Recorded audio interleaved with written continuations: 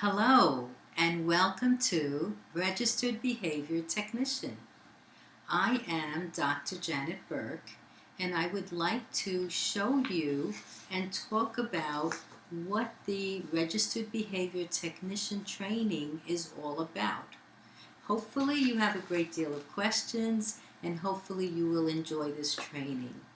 I started this training because I know that you, the paraprofessional, is the real hero with special needs population because you are the one that delivers the program daily, whether it's good times or bad times, whether the child is ready to learn, not ready to learn. You are the one that makes it happen. And that's why I am so thrilled to really do this training for you, because you are the most important person when it comes to delivering the services for special needs population. So let's get right into it so that you can decide if you would like to do registered behavior training. Now, this form is from the Behavior Analyst Certification Board. I'm putting it up real nice and close so that you can see exactly what I am reading from. I also have this on my website for you. The website is http://registeredbehaviortechnician.org. So let's get started and get you on the path to becoming a registered behavior technician. Now, as you can see on the download from the BACB, this is from their newsletter, and the newsletter is from December of 2013. So as you can see, they have been preparing for this training for a great amount of time and have finally rolled it out for you. And what makes this such an exciting time is that we, the paraprofessionals, are being recognized. And what is happening is we can now expect a certain level of standards from every registered behavior technician. Because in the past, when people were hired as paraprofessionals in schools and hospitals and homes, everyone claimed to be a behavior therapist. However, how do we know what skills that person has? And what happens to the schools and the hospitals, etc., they have to spend a great deal of money to train people. And this way, when they hire people, they know if you can call yourself and have certification as a registered behavior technician, they know what skills they can expect from you. And so therefore, this standardization of the people like yourself who are on the front lines working with the clients on a daily basis, this is a wonderful time for education, because it's not something that we hire someone, we don't know what to expect. We know exactly what skills to expect, and therefore that's why this is such an exciting time, so that these people, our clients, our students, will get the best service that is available to them. And so let's start out by looking at this newsletter, which explains to you what the registered behavior technician is requiring of you, and so that you can see if you are interested in it. So let's go with the first paragraph that says, in recent years, the number of behavior technicians has grown along with the demand for quality, applied, behavior analytic services. And so that's our first lesson, is that we must all speak the same language. And in this case, it is behavior analytic services. And so that what exactly do they mean by that word? And all of these words then will be presented. You will understand what they mean. You will be able to communicate not only with your supervisors, but with the general public. In your documentation, you will be able to communicate exactly what your student needs. And so therefore, behavior analytics services comes from a very scientific way of looking at behavior. We know then what triggers the behavior, and we know what does not trigger the behavior. So for example, if I said every time the phone rings, that child will start screaming. Okay, that is analytic, that I can prove to you every time the phone rings, he starts screaming. And so therefore, our way of showing behavior and talking about behavior is that I know that is what is going to happen, and that's the analytical part of it, that you know the behavior will go up and you know when the behavior will go down. And so therefore, we will be talking about this vocabulary, and then beyond that, then it's a matter of, okay, I know that every time the phone rings, he's going to start screaming, and then I know why. Why does he start screaming? And that is called, what is the function of the behavior? And it's a matter of, all behaviors then have a function. If we scratch, then obviously in some cases it may be that we have an itch, and that's why we scratch, because we have a mosquito bite. Or in some cases it may be that we scratch because it feels good. And so therefore we always have to know what is the function of the behavior. So let us read on from that newsletter of page 1. Now, the RBT credential will complement the BCBA-D, the BCBA, and the BCABA. Now, we're going to go through this because there are a lot of acronyms in our field, and we want to make sure that you feel very comfortable with all the acronyms and the types of supervisors that you will have. So for example, the first one, the BCBA-D, that is a board certified behavior analyst at the doctoral level.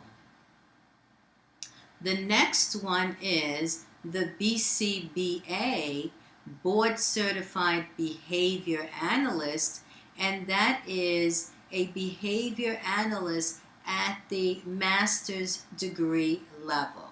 So this person at the master's degree level has finished then college and then has gone on for a master's degree, which may be another 2 to 3 years. And the next level is the BCABA, and that is the board certified assistant behavior analyst. And this person then has a college degree, 4 years of college, with a Bachelor of Arts degree or a Bachelor of Science degree. And therefore, you as a registered behavior technician, these will be your supervisors. Now, the RBT credential will be, you will be carrying out the plans of the BCBAs, so that when you follow a plan, and this is what has been happening previously, is that individuals have not been carrying out the plans the way the plans have been written. And part of the reason that they have not carried out the plans is because A, they do not understand the plans, B, they do not think that the plans are that important, and C, therefore, they have not had consistency with developing and delivering those plans consistently.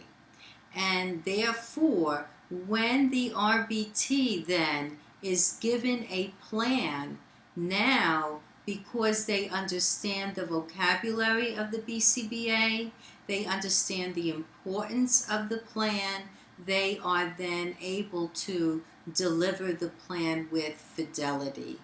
And what you will notice is that many of the insurance cases that are against school districts or hospitals or homes is because the RBT, or the RBT in the previous that was not a credentialed individual, was not delivering the programs as the programs were set up. And so consequently, the clients were not getting better.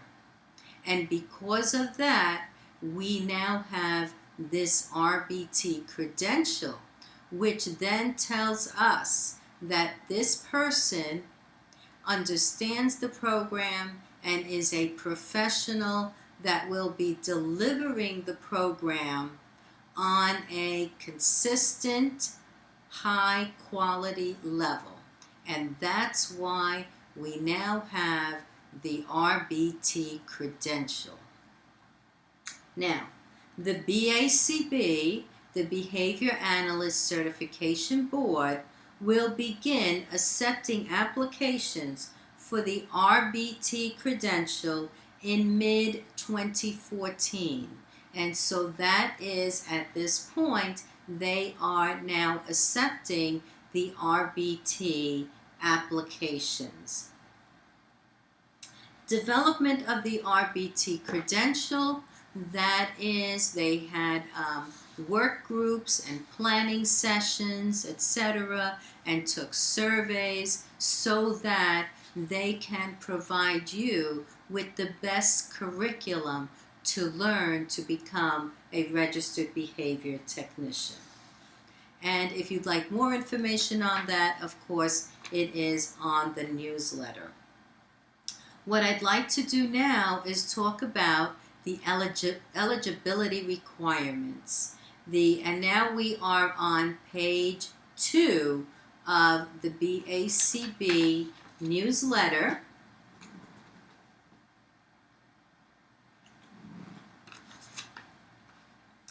And that one is, the first one is, you must be at least 18 years of age. And hopefully you can easily meet that. Of course, I surpass that within decades, of course. So certainly you are 18 years of age or older. You must possess a minimum of a high school diploma or equivalent. Okay, again, that is a high school diploma or the equivalent of a high school diploma. This next one, successfully complete a criminal background registry check at the time of application. So when you are ready to make your application, you must have completed a criminal background registry check. You must also, at the time, complete a 40-hour training program conducted by a BACB certificate. So that would be me. You would, and this is what this training is all about. This is the introduction to the 40-hour training for certification as a registered behavior technician. Now, you must also pass the Registered Behavior Technician Competency Assessment administered by a BACB certificate. So that would mean I would give you the test. Now you're probably wondering, how are we going to do that? I would do it through Skype with you, where then you can show me competency, and if you watch the videos and if you do as the videos instruct you, you will be able to pass the test if you have obviously studied diligently. Therefore, I will be able then to test you through Skype. So this again is a wonderful time, because now we're not just putting individuals into the classrooms without them being tested on having the skills that are required to be in this profession. So again, I think this is a wonderful, exciting time for you, the paraprofessional, because you are finally really being recognized and respected, and being able to have a credential also gives you mobility to move from place to place if you so desire. The next one is you pay a $50 application fee, and the annual renewal fees are $35. Now, the RBT task list. The RBT task list, and if you will see, if you go into the website, the RBT task list will also give you exactly what the curriculum is all about. And this is, again, if you go to my website, you can see it there, or you can go to the BACB website and you can obtain that information there as well. So let's continue with the RBT task list. As you can see, the RBT task list, this one here, and as I said, you can get it as a download, will have for you the different areas that you need. So for example, the area of measurement, okay? Measurement is also on this newsletter, and measurement is very important, because how else would we know if we changed behavior successfully? So for example, let's say the only behavior you're seeing right now that you could possibly look at would be how many times I blink my eyes. Now, let's say for you to take data on that type of information would be very difficult, because obviously I am blinking my eyes a great deal because it is a reflex. So blinking is a reflex, and so therefore I can't possibly stop it because it is a reflex.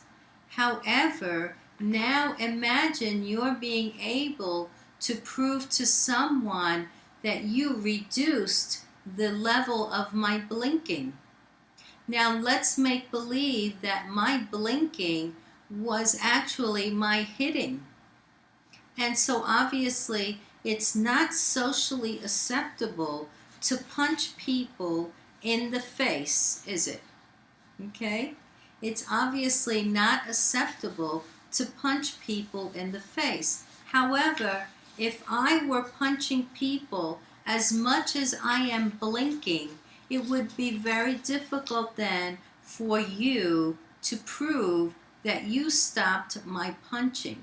And so the first thing that you would have to do is you would have to be able to measure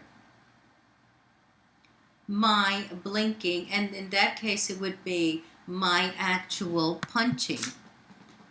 So therefore, measurement is very important, and it's something that we cover a great deal on the task list. The next one is assessment, where you would have the assessment and you would know how to do assessment. You would be able to know in the assessment process is what is the function of my punching. Am I punching because I want to get away from you? Am I punching because it feels good? Am I punching because I like the attention? The other area then is behavior reduction, so that then if you had the number of blinks, and then you would say, okay, I want to be able to reduce the level of blinking. In other words, I want to be able to reduce the number of punches this person does. And so therefore, the next area would be documentation, that you would have very specific documentation of all the behaviors that I am showing. And in this case, the behavior that is not socially acceptable would be punching, so therefore it would be documentation on how many times I punch. Are there certain times of day that I punch more than others? Are there certain triggers that make me punch more than others? And so therefore documentation going from you, the RBT, to your supervisor, the BCBA, is really crucial so that we can really help our students or our clients. Reporting that information is of course very important. And finally, it's the professional conduct and scope of practice. So your conduct as a professional is very crucial, and we have this specifically. I have seen horrible situations where paraprofessionals behave unprofessionally. For example, I had one young man who was on the spectrum, and the para was literally throwing popcorn at him as if he were an animal at the zoo, where he's going to get this popcorn that's being thrown at him. And the paraprofessional thought it was very funny. And you can imagine the hurt of the parent that came in and saw such an atrocity. And this is just the tip of the iceberg. And so therefore, that's why we really try to make sure and that when we send people out there, they know how to professionally behave. Let us go through now the RBT training requirement. What I do in all of the teaching is I will present something, I will explain it, I will repeat it, so that at no point should you feel lost or should you feel that your needs are not being met. And by all means, always please do email me, contact me. On my website, I have my cell phone number, I have my email, and I respond very quickly. So let us go through the RBT training requirement. We are still on page 2 of the newsletter. The training must cover all of the tasks and subtasks in the RBT task list and the guidelines for responsible conduct for behavior analysts. And that is this one here. Guidelines for responsible conduct. And this can be found on either my website, registeredbehaviortechnician.org, or at the BACB website. And as you can see, it is a rather lengthy document, and you will see why as we continue to talk about it. Okay, the next one is the cumulative duration of training must be at least 40 hours. Therefore, we will have 40 hours of video, including the testing. So you will have 40 hours of video. The videos will be in 1 hour increments, because really after an hour everybody's attention span is just, okay, I'm finished, I'm toast. And the beauty of the videos is, of course, you could always stop them, you could always rewind them, you could always fast forward, etc., so that if there's something you already know, you can just go through it. If there's something you need more practice with, you can review. So therefore, these videos will help you a great deal, and the 40 hours will be done with the videos. And of course, after, you don't want to do too much time, because imagine if you watched me for 40 hours, you'd want to kill me. But therefore, you don't want to do that. You want to be able to absorb and do as much as you can.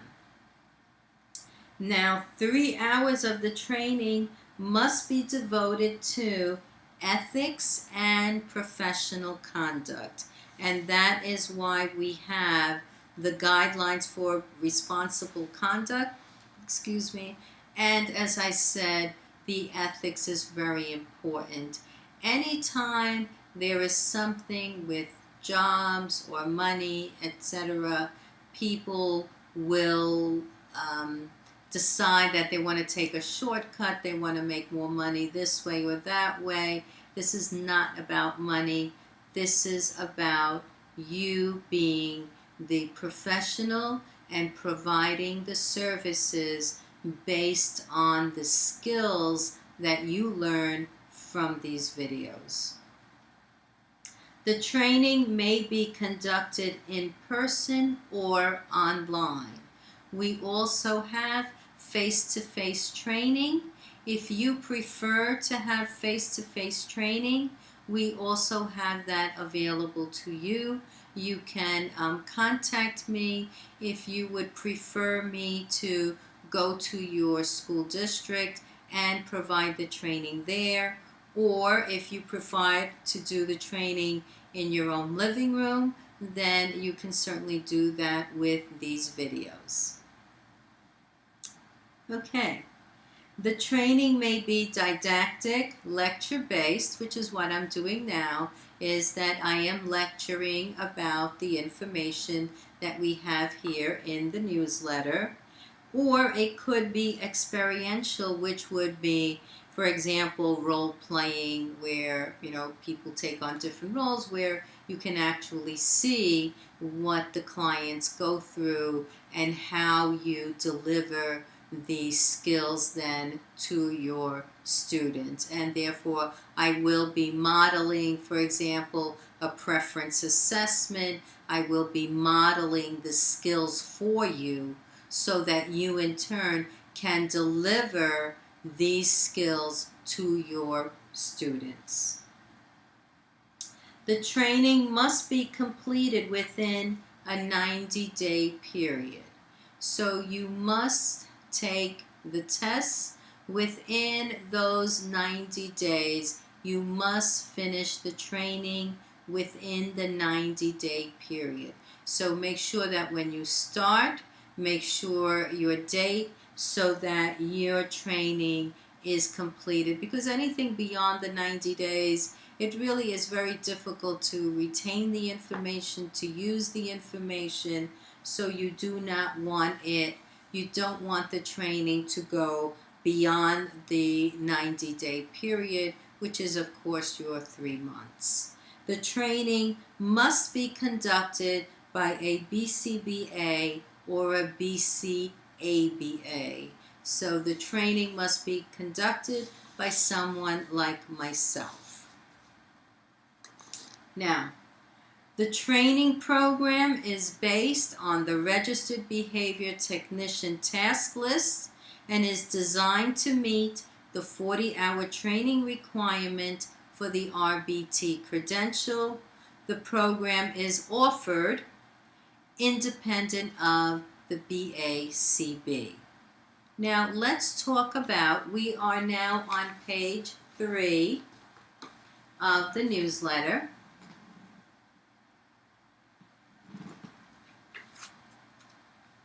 Let's talk about the competency assessment. The competency assessment then is the basis for the initial and annual assessment requirements for the RBT credential.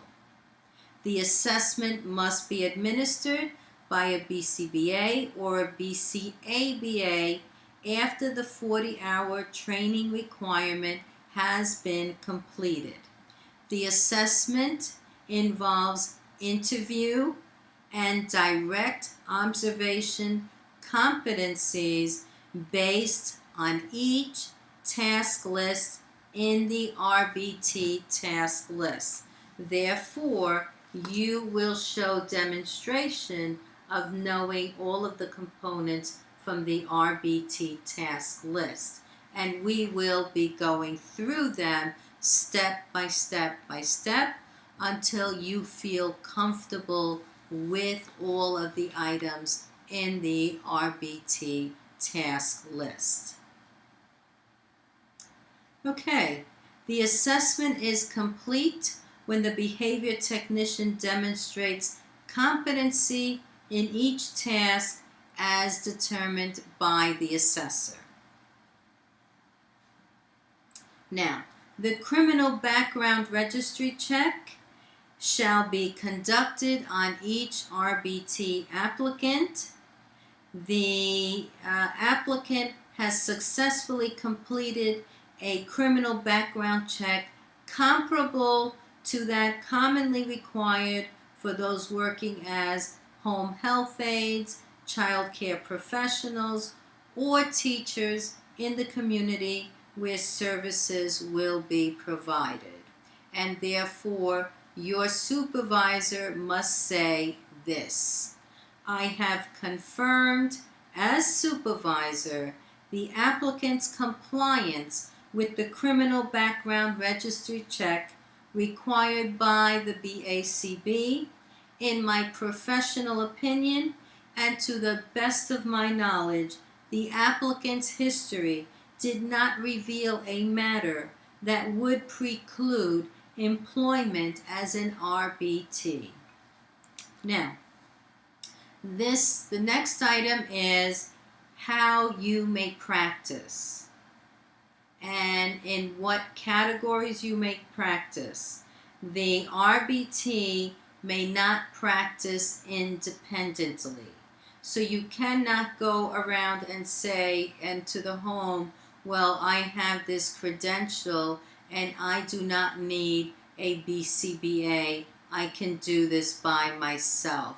This is not the RBT credential. This is not what it is for. You must be supervised by the BCBA D, the BCBA, or the BCABA, but you may not go out and practice without being under the supervision of a BCBA. And we are very, very strict about this.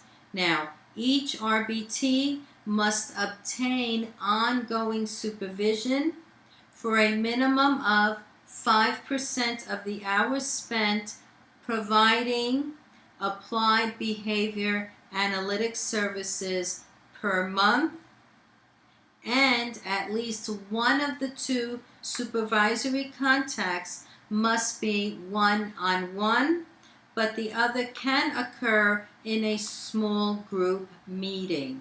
Now, you can also be supervised via the internet, via Skype, or whatever instrument you'd like to be able to see, but that the supervisor can see you live.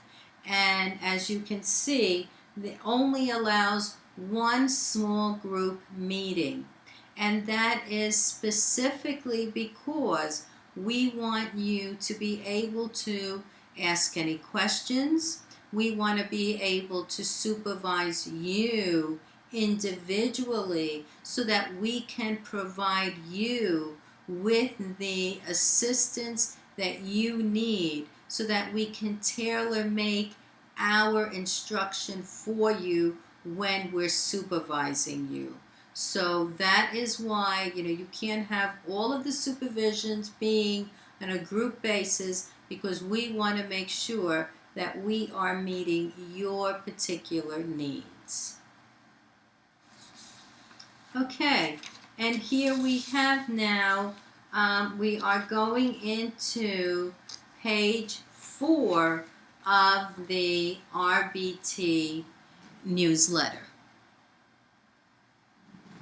Okay, the RBT newsletter, again, you see it starts out with 3 hours of instruction in ethics and professional conduct during the training.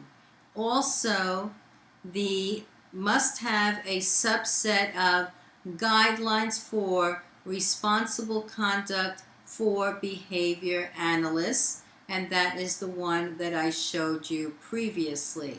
Now, as you can see, the guidelines for responsible conduct for behavior analysts relevant to behavior technicians, then that one will go throughout, and all of these items we will cover in the training videos. Now, if you will notice, what we try to do is also provide you, on the last one is a complaint, so that you know that you can put in a complaint to the BACB, and a complaint can be put on you to the BACB. But notice, if you will see, these are the different items that go into the complaint. All professional ethical complaints must be submitted directly to the RBT's immediate supervisor on the case in question. So if a parent has a complaint about you, they should go immediately. If they have spoken to you and that has not been remedied, they should go immediately to your supervisor, to your direct supervisor, and submit the complaint to that immediate supervisor. The next portion of it is that we want to make sure that the supervisor determines that there is no immediate threat of harm to the consumer, being the student. That the supervisor makes sure that there is no harm. And the next portion of it is that if the supervisor sees it that it is required, for example, if it's a very serious case, that it has to be reported to the police or to the child abuse registry or the ambulance service, whatever it is, but that the first thing is that there is no harm to the consumer, or that the supervisor would have to report this to the appropriate authorities. And so you can see all other complaints, if it's not immediate threat, all other complaints must be reviewed by the supervisor, and if founded, resolved by the supervisor. So if it's a complaint that the supervisor can take care of, then obviously you would want the supervisor to intervene and resolve the complaint. If the complaint is founded, that there is evidence for the complaint, the supervisor will engage in appropriate corrective action, and that is that the supervisor would give you additional education, enhanced supervision, retraining, reassignment, or removal from the current position or duties in order to ensure competent professional practice. So that if the supervisor feels that this is not a good match for you and this particular student, that you would be moved to a different student where it would be a better match. It may not be something that you are particularly doing, or it may not be something that you are particularly causing. It may just also be the chemistry is not correct between the two of you, or you have not had enough experience with this type of an individual, and you may need more supervision and more training before you can work with this type of an individual. Now, upon receipt of the complaint for the BACB shall immediately convene a review committee and then to address the underlying reason for the complaint. Now, what we want to be able to see is that the RBT, you will receive notice of the allegation. So it's not as if you're going to be in the dark about it.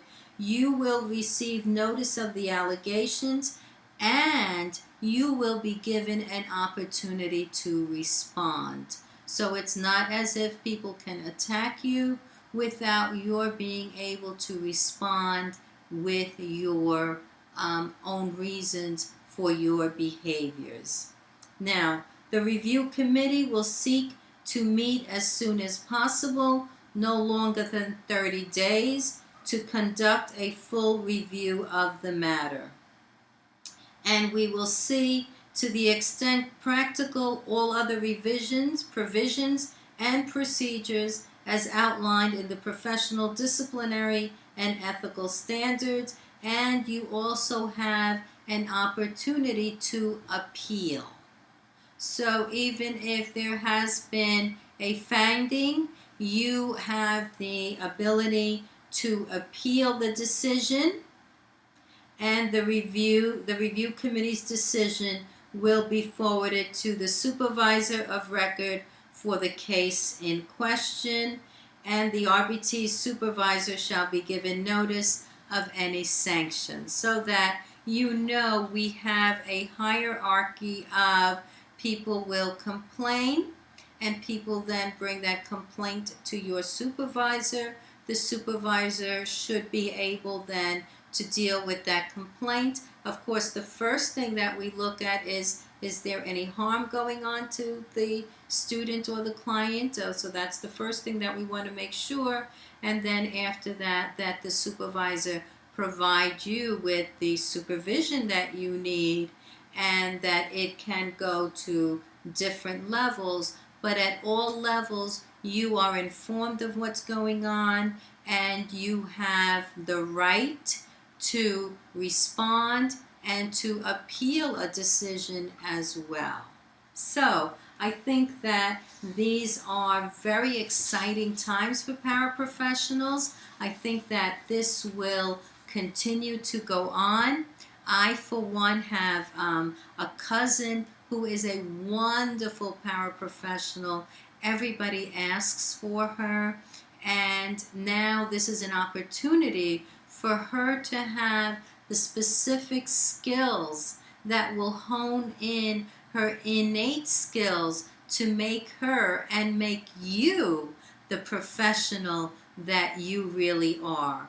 So if you have enjoyed this video, you will find that the training for further videos will be just like this one, except we will have more props. For example, when I do preference assessment, I will have props so that you can see how we perform these skills. And it has been an actual pleasure to be here with you.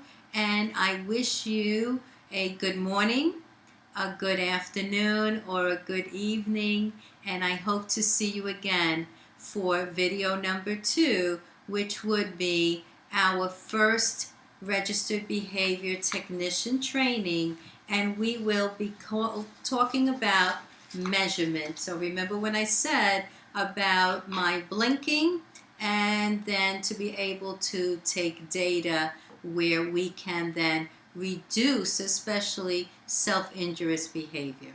Okay, and let me leave you one last time with the website, http://www.registeredbehaviortechnician.org, and I hope to see you again. Bye now.